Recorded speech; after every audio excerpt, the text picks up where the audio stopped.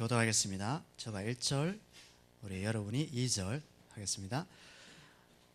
우시야와 요담과 아하스와 히스기야가 이어 유다 왕이 된 시대에 요아스의 아들 여로보암이 이스라엘 왕이 된 시대에 부엘리의 아들 호세에게 임한 여호와의 말씀이라.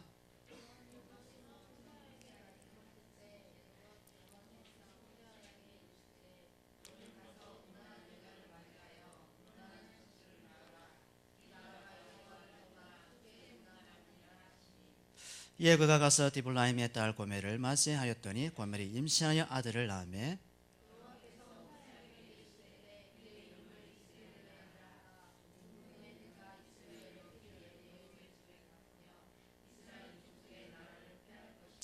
그날에 내가 이스라엘 골짜기에서 이스라엘의 활을 꺾으리라 하시니라.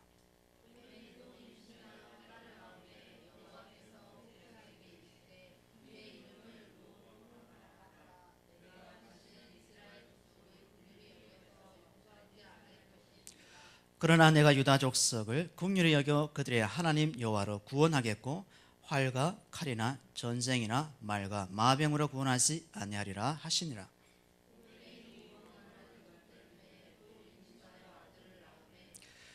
여호와께서 이르시되 그의 이름을 로암미라 하라. 너희는 내 백성이 아니요 나는 너희 하나님 되지 아니할 것임이라.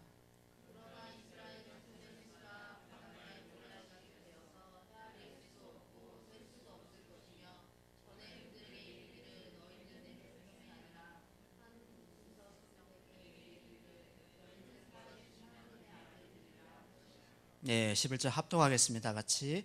이에 유다 자손과 이스라엘 자손이 함께 모여 한 우두머리를 세우고 그 땅에서부터 올라오리니 이스라엘의 날이 클 것이미로다.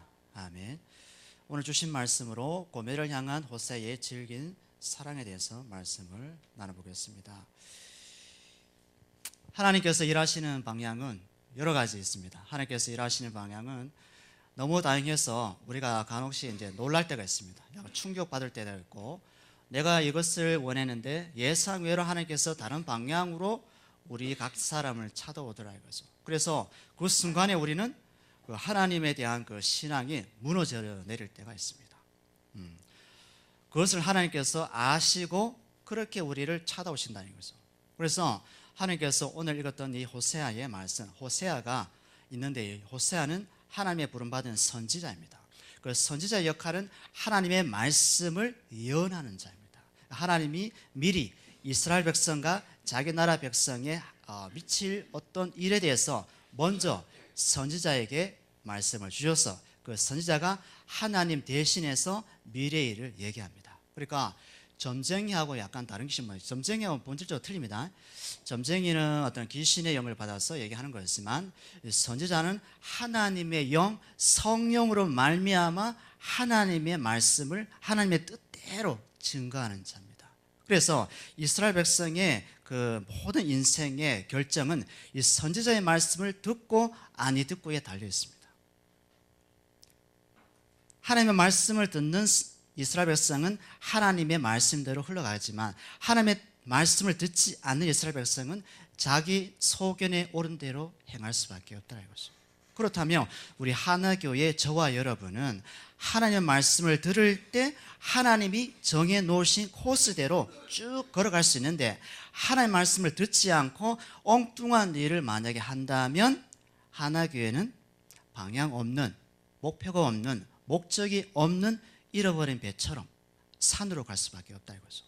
그래서 우리는 예수 그리스도의 그 말씀이 무엇인가를 날마다 기도하면서 예배드리면서 교제하면서 알아가야 된다는 거죠. 그래서 오늘 저와 여러분이 힘들지만 피곤하지만 이곳에 모여 있는 것이죠.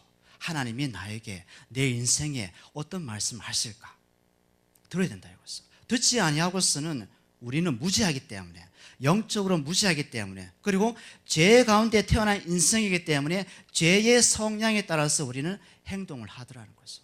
그러면 그 죄가 무엇인지 누가 지적해 준 자가 있어야 되는데, 그 지적하는 것이 바로 예배라는 것이죠. 예배 가운데 나오지 않으면 하나님께서 우리에게 원하는 그 뜻을 파악이 안 된다는 거죠. 오늘 말씀 읽었다는 것은 하나님을 버리고 간 북쪽 이스라엘에 대한 얘기입니다. 760년 전, BC 760년이면 예수님이 오시기 전 760년 전에 호세아라는 북쪽 이스라엘 백성을 위한 선지자로 부름받았습니다. 부름받는데 특이한 것은 이 호세아에게 하나님께서 아주 이상한 업무를 주더라 이거죠. 호세아는 이름이 여호와는 구원이시다라는 겁니다. 여호와는 구원이시다. 그러면 하나님께서 북쪽 이스라엘을 구원하시기로 이미 작정을 하신 거죠. 그래서 호세아를 불러내신 것입니다. 그래서 하나님께서 북쪽 이스라엘을 멸망으로 몰아가겠다는 것이 1장의 내용이잖아요. 예를 들면 그 호세아가 낳은 아들이 있죠. 두 아들, 한 명의 딸이 있어. 두 아들이 이스르엘, 로암미, 그 다음에 딸이 로후하마거든요. 로자가 히브리 말로는 아니다라는 거죠.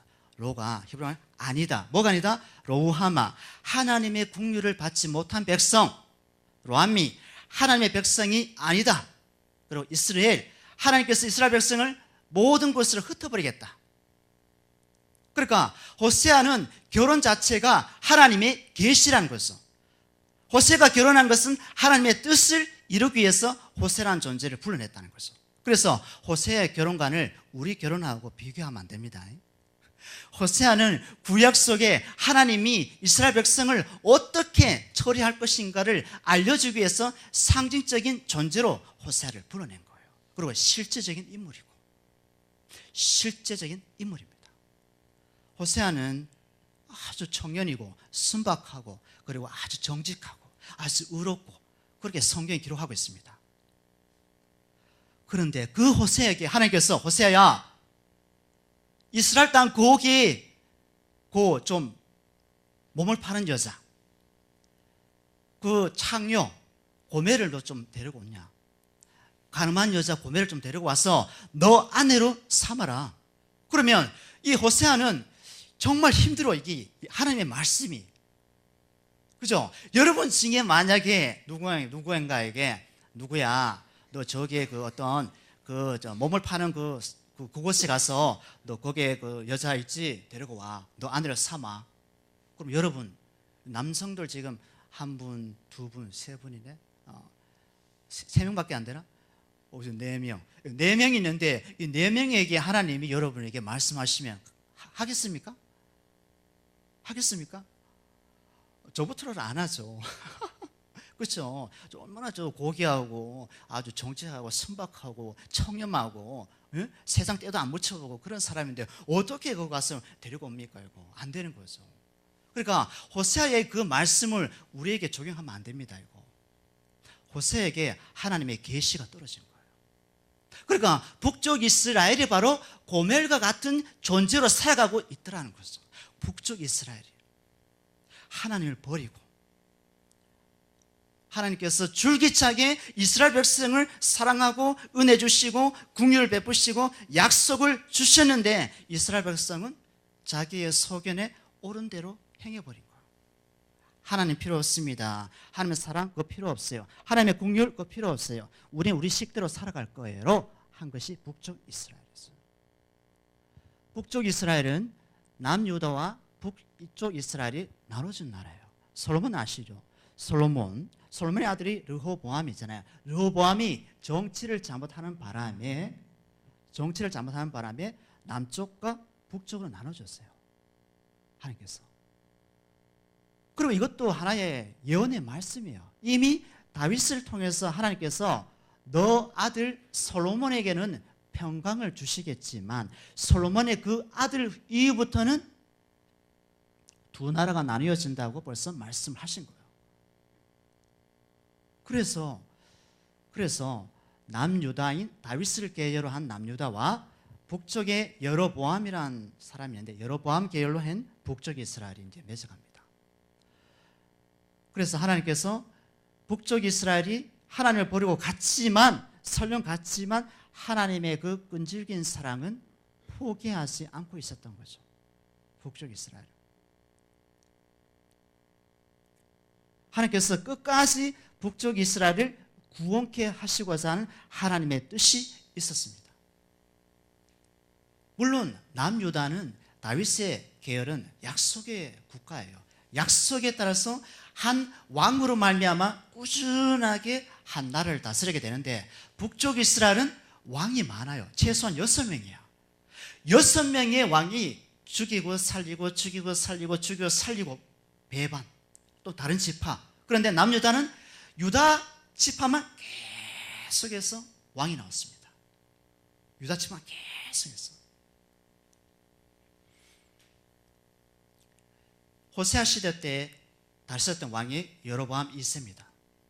여로보암 2세인데 여로보암 시대 때는 번영과 정치적인 경제적인 부강 국가였어요.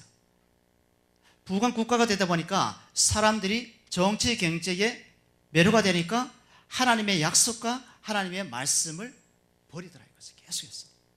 그러니까 우리 가운데도 물질의 부유함과 안락함과 편안함, 이것이 하나님의 축복일 수도 있지만 그것이 하나님이 버릴 수 있는 환경이 될 수가 있다는 거. 우리가 기도할 때 그러잖아요. 하나님, 내가 너무 돈이 없고 정말 힘듭니다. 하나님께서 나에게 물질적인 복도 주세요. 라고 기도할 수 있잖아요. 그죠?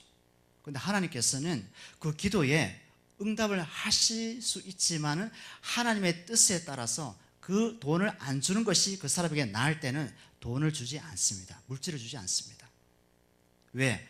하나님께서는 그 물질을 줘서 빼앗아 가기까지 해서 그 사람에게 하나님의 약속을 이루기 위한 뜻이 그 안에 있기 때문에.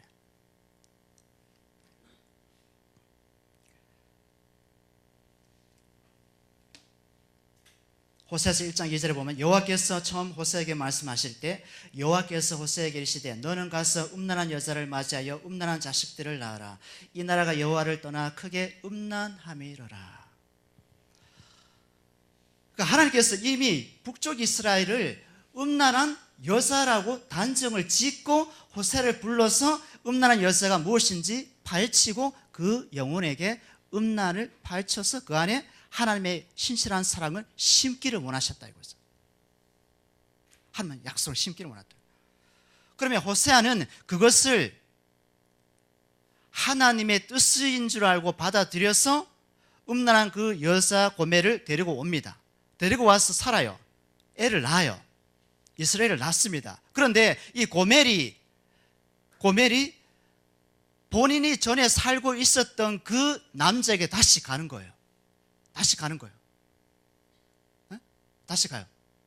여기서 고멜은 그런 얘기 합니다. 고멜은 그 주석학자가 그런 얘기 해요. 고멜은 그 성전에서 신접한 여인이다라고 해요. 성전에 신접한 여인인데 그때 그 당시에는 바알신과 아스다롯신이 있었습니다. 아세라신. 그러면 바알신과 아스다롯을 섬기는 그 성전에 신접한 여인인데 하나의 제사장 역할을 합니다. 그러면 제사장 역할을 어떻게 하냐면은 남자들하고 같이 놀아나는 거예요. 이렇게. 남자하고 같이 놀아나서 서로 어떤 성적인 관계를 함으로 말미암아 그 아스다롯과 바알신을 통해서 그 땅에 풍요를 빌어요. 풍요를 빌어. 비도 내리고 곡식도 잘 자라고 해서 그 신들의 특성은 바로 그런 음란의 관계 속에서 그 신을 섬기는 하나의 신접한 여인이 바로 고멜이라는 여자였다는 거죠. 주석가들이 그렇게 이제 해석하지만 틀릴 수도 있습니다. 여러 가지 해석이 있어요. 그렇다면 그 고멜은 이전에 그 삶이 본인에게 좋았다는 거죠. 선지자의 아내로 살아가는 것이 너무나 힘드니까 선지자의 아내는 말씀 받고 말씀대로 살아야 되고 말씀을 지켜야 되고 말씀대로 행해야 되고 말씀을 쫓아서 오직 하나님만 봐야만 되니까 하나님만 바라봐야 되니까 엄청 힘든 거였어. 여러분 삶 가운데 여러분 다 좋지만은 오직 하나님만 한 분만 바라보세요 라고 한다면 우리 중에 몇이나 하나님을 한 분만 바라보겠어요? 세상에 좋고 즐길 수 있는 곳이 많은데 한 분도 하나님 한 분 바라보고 살지 않을걸요? 저도 마찬가지. 아무리 예수님 좋지만. 그죠? 그래서 옛 생활이 너무 좋아서 자기 호세아라는 남편을 버리고 다시 갔어요. 근데 하나님께서 다시 얘기하죠. 하나님께서 뭐라 합니까? 호세아야, 너 아내 어디 있니? 예, 전화 떠났습니다. 그러면 너 은 15개를 가지고 그 다음에 보리떡 가지고 가서 너 그 돈 주고 너 아내 다시 사와. 돈 주고 다시 사와. 호세아가 어떻게 그렇게 할 수 있습니까? 근데 호세아가 돈 가지고 곡식 가지고 사서 자기 아내를 돈 주고 사옵니다. 그 말은 뭐냐면 하나님께서 북쪽 이스라엘을 한 어린 양의 흠없는 피로 값주고 북이스라엘을 사버렸는데 이 산 은혜를 모르고 북쪽 이스라엘은 하나님의 사랑을 버리고 원래 자기가 섬겼던 옛 생활 습관대로 살아가더라 이거죠.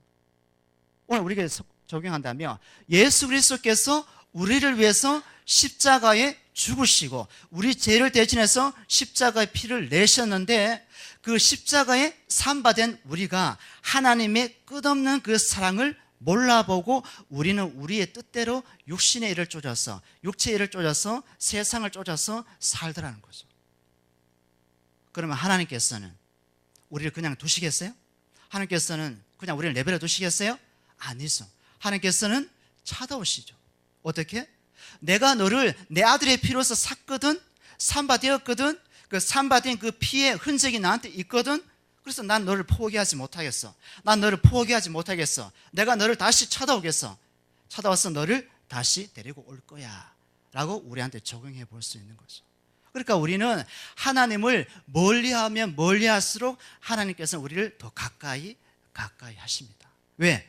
하나님의 새 언약의 피가, 하나님의 약속의 피가, 그 사랑의 언약이 우리에게 있기 때문에. 제가 그런 얘기 했죠.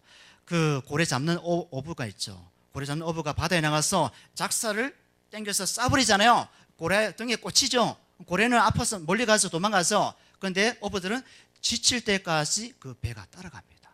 고래가 지칠 때까지 따라가서 그 작살 줄을 당깁니다. 이렇게 당기죠. 당기면 고래가 아프죠, 그죠? 끌려오죠. 그처럼 하나님께서 우리에게 십자가란 피의 작사를 우리에게 등에 꽂아버리고 우리가 하나님을 멀리하면 멀리할수록 하나님께서는 예수님의 그 십자가란 창살로 계속 당기죠. 아파 죽겠어, 당기지 마세요. 그래도 하나님, 그래도 난 당길 거야. 왜? 너는 내 아들이거든. 너는 내 아들이거든, 딸이거든. 그러니까 하나님께서 한번 약속한 것은 반드시 이루어 가시는 하나님이십니다. 우리 바퍼주는 최일도 목사님 아시죠? 다일 공동체 들어보셨습니까? 다일 공동체, 이 최일도 목사님은 이 전도서 시절 때 그분은 이제 모태신앙인데 정말 정말 경건하고 거룩하고 죄 짓지 않는 것이 무엇인지 그 금식하면서 그렇게 했답니다. 그래서 최일도 목사님은 누구랑 가장 많이 교제했냐면 천주교 신부하고 교제를 많이 했답니다. 본인은 기독교 신자인데 천주교는 그때 그 금식하고 자기 채찍을 때리면서 이렇게 많이 거룩게 하려고 하잖아요. 그래서 최일도 목사님은 그런 것들 바탕 위에서 이제 살아가게 되는데 이미 전도사 시절부터 저게 뭡니까? 그 청량리 있죠? 청량리 그 뒷골목 거지들하고 같이 지내기도 하고 깡패들하고 같이 지내기도 하고 그다음 매도 맞기도 하고 그다음에 이제 뭐 여러 가지 그 여인네들 정말 힘든 여인네들과 같이 하기도 하고 그러다가 그 천주교에 있는 그 누구로부터 이 소개를 받은 자매가 있습니다. 그 자매가 누구냐면 그 김연수라는 사모, 그분이 수녀입니다.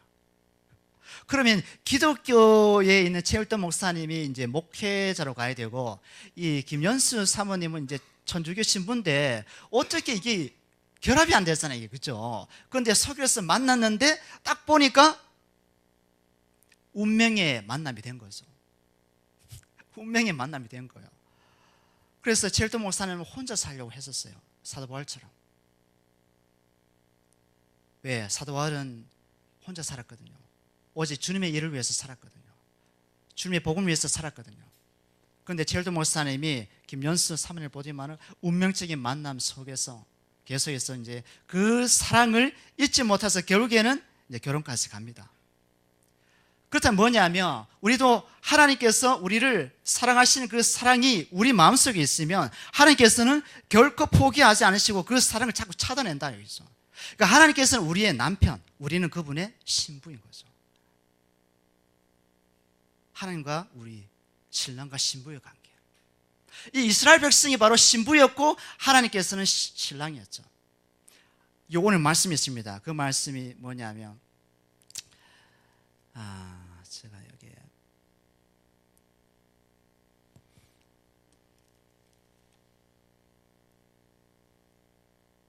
호세아서 뒤에 쭉 보면 하나님께서 내가 신랑으로서 신부인 이스라엘 백성하고 이제 결혼한다는 관계가 있어요. 호세아서 말씀 나오거든요. 여기 호세아서 말씀 나옵니다. 말씀 나오는데 그 하나님께서 한번 사랑하기 시작하면 그 사랑을 포기하지 않고 계속 이제 해소해 간다는 거. 그 말씀. 그리고 호세아서 1장 8절을 보겠습니다. 고멜이 로함마를 젖댄 후에 또 임신하여 아들을 낳으며 여호와께서 이르시되 그의 이름을 로함미라 하라. 너희는 내 백성이 아니요 나는 너희 하나님 되지 아니할 것임이라. 자 보세요. 하나님께서 노함이라 해서 너는 내 백성이 아니야, 나는 너희 하나님이 되지 않을 거야 라는 그것이 본심일까요? 그냥 사랑의 채찍으로 때리기 위한 하나님의 돌아오라는 말입니까? 돌아오라는 말씀이겠죠. 하나님께서 나는 너희 하나님 되지 않을 거야, 너는 나의 백성이 아니야 라고 한 것은 하나님의 사랑이 얼마나 구구절절한지 그 마음을 표현하기 위해서 하나님께서 이 말씀을 기록하게 한다는 거죠. 우리는 자식을 미워할 때 나는 내 엄마가 아니야, 나는 너 아빠가 아니야, 빨리 집에 나가, 너 같은 자식 난 난 적이 없어 라고 했을 때 진짜 부모의 마음으로 쫓아낼까요? 아니죠. 너무 사랑한 나머지 너무 아끼니까 좀 잘 커지면 얼마나 예쁘고 귀엽습니까? 그런 마음으로 그 얘기를 하는 거죠. 하나님께서도 그런 말씀을 하시는 것은 레위기 11장 45절에 이런 말씀이 있습니다. 나는 너희 하나님 되려고 너희를 애굽 땅에서 인도하여 낸 여호와라. 내가 거룩하니 너희도 거룩할지어다. 보세요.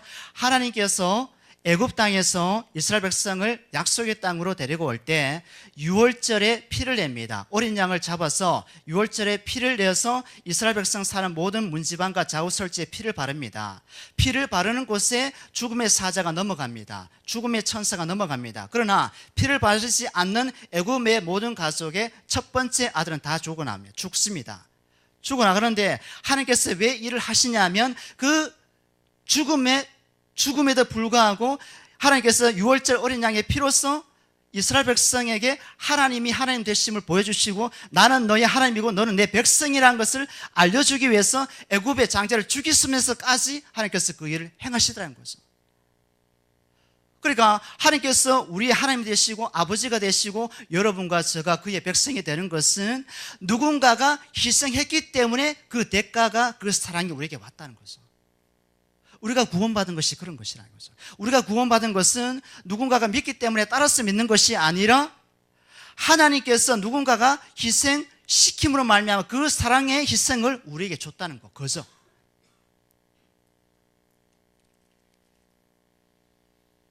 그래서 호세아서 6장 1절에 보면 이런 말씀이 있죠.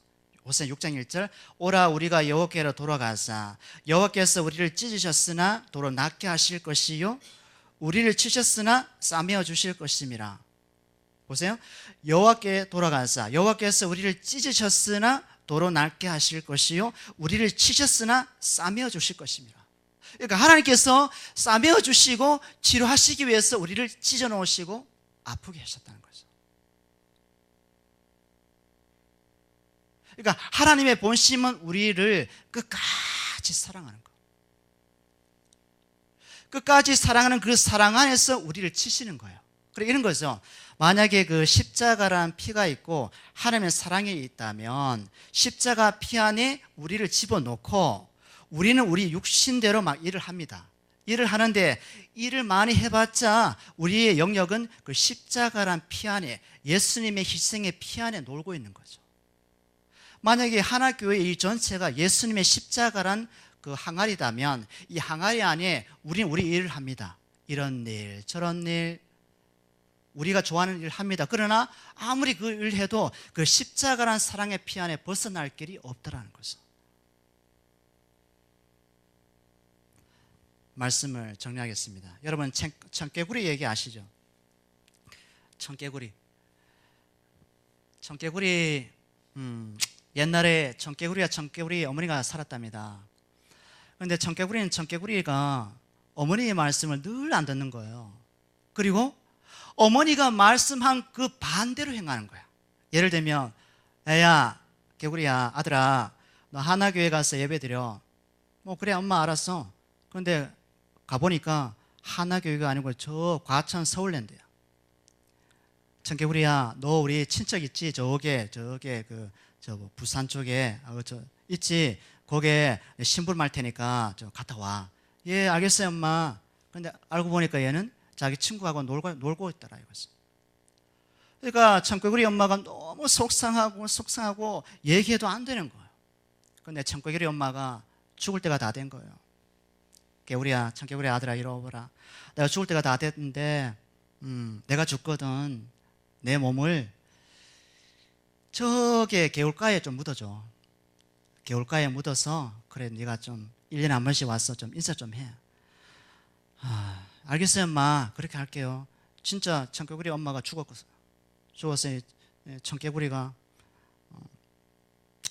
청개구리가 그 엄마의 시체를 진짜 개울가에 묻었어요. 바닷가 개울가에. 엄마 입장에서는 이렇게 생각했죠. 예, 청개구리가 늘 반대로 생각하니까 개울가에 묻으라면 이 녀석이 저 산에 묻지 않을까라고 생각했던 거예요. 그런데 비가 옵니다. 폭풍이 내립니다. 소나기가 내립니다. 그 청개구리 엄마의 무덤이 쓸려가는 거예요. 하나씩 무덤이 없어졌어요. 청개구리가 개울가에 엄마 무덤을 보니까 무덤이 없는 거예요. 시체가 없어요. 엄마가 없어졌어요. 그럼 눈물을 흘리면서 계속 깨굴 했다는 그런 얘기가 있습니다. 우리가 얼마나 청개구리야. 저도 마찬가지. 하나님께서는 늘 이렇게 얘기하는데 우리는 늘 좌양좌 우양우